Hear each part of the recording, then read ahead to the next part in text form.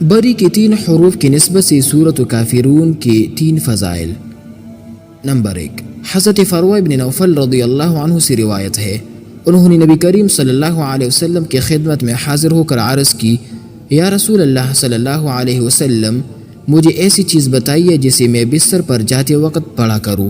نبی کریم صلی اللہ علیہ وسلم نے فرمایا، قل یا ایھا الکافرون، پوری صورت پڑھا کرو، یہ شرک سے براءت یعنی آزادی ہے۔ نمبر 2، حضرت انس رضی اللہ عنہ سے روایت ہے کہ شہنشاہ مدینہ صلی اللہ علیہ وسلم نے ایک صحابی رضی اللہ عنہ سے فرمایا، اے فلاں، کیا تم نے شادی کر لی ہے؟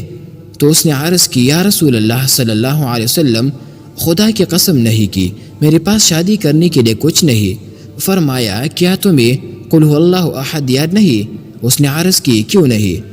آپ صلی اللہ علیہ وسلم نے ارشاد فرمایا، یہ تہائی قرآن کے برابر ہے۔ پھر فرمایا، کیا تمہیں اذا جاء نصر اللہ والفتح یاد نہیں؟ اس نے عرض کی، کیوں نہیں؟ فرمایا، یہ چوتھائی قرآن کے برابر ہے۔